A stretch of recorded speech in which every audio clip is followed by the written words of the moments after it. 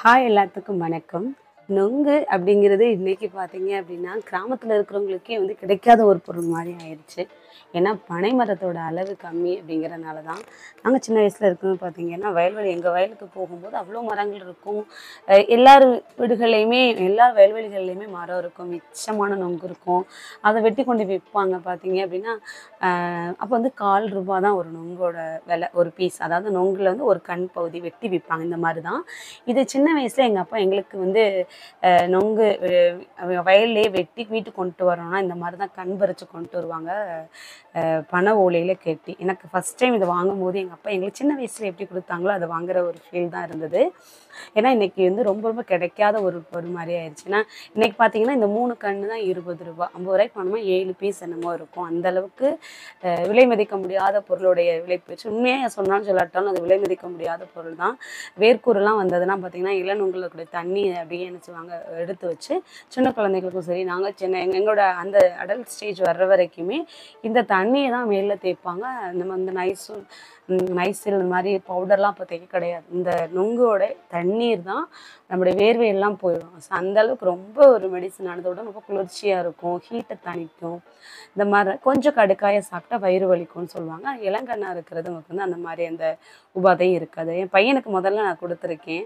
அதை உள்பகுதியை முதல்ல டச் பண்ணி பார்த்தான். வலுவலு ஜெல்லி மாதிரி இருக்கவும் என்ன அப்படின்னா இப்போ இருக்க குழந்தைங்களுக்கு வந்து நம்ம எல்லாத்தையுமே பழக்கணும் அப்படிங்கிறத தாண்டி குழந்தைங்க இல்லை பெரியவங்களுமே, அதாவது இந்த கிராமப்புற வாழ்க்கையோட உச்சி இல்லாத எல்லாருக்குமே வந்து இந்த நொங்கு எப்படி இருக்கும் எப்படி வரும் அப்படிங்கிறது பெருசாக தெரியலை. ஆனால் நம்ம இதை அனுபவித்து சாப்பிட்டவங்களுக்கு இப்போ சின்ன வயசில் எந்த அளவுக்கு கிடச்சிச்சோ அந்த அளவுக்கு இப்போ நமக்கு அது கிடைக்கவே இல்லை அப்படிங்கிறதான் உண்மை. நிறைய வகையில் வந்து என்ன அப்படின்னா இது ரொம்ப பெனிஃபிட்டாக இருக்கும் அப்படிங்கிறாங்க. அதாவது சுகர் இல்லாமல் இருக்கக்கூடிய அந்த மாதிரி பிரச்சனை இல்லாதவங்க யாருனாலும் அதை சாப்பிடலாம். ஒருவேளை சுகர் சாப்பிடக்கூடாதுன்னு நான் கிடையாது, சாப்பிடலாம். அதாவது கிட்னி அந்த சம்மந்தமான ஏதாவதும் அவங்க சிகிச்சை எடுத்திருந்தாங்க மட்டும்தான் அதை சாப்பிடக்கூடாதே தவிர மற்ற எந்த நோய் பார்த்துக்கிட்டு இருந்தாலும் சரி, நோய்க்கான சிகிச்சை எடுத்துக்கிட்டு இருக்க யாராக இருந்தாலும் இதை சாப்பிடலாம். அந்தளவுக்கு ஒரு ஹெல்த்தியான விஷயந்தான் பார்த்தீங்கன்னா இந்த நொங்கு. என்ன மாரணை கொஞ்சம் கொடுத்து பார்த்தேன், பட் அதை அவாய்ட் பண்ணிட்டேன், வேணாம் அப்படிங்கிற மாதிரி. அதுக்கப்புறம் லேட்டாக அந்த மேலே தொழில் பகுதி சீச்சு கொடுத்தேன். என்ன தான் வசதியாக வாழ்ந்தாலும் அந்த வசந்தமான அந்த இயற்கையை சொல்கிற வாழ்க்கை தான் வந்து உண்மையாகவே பெஸ்ட்டு. யாரெல்லாம் கிராமத்தில் வாழ்கிறாங்களோ இயற்கையை ஒன்றை கூட மிஸ் பண்ணாமல் இருப்பாங்க.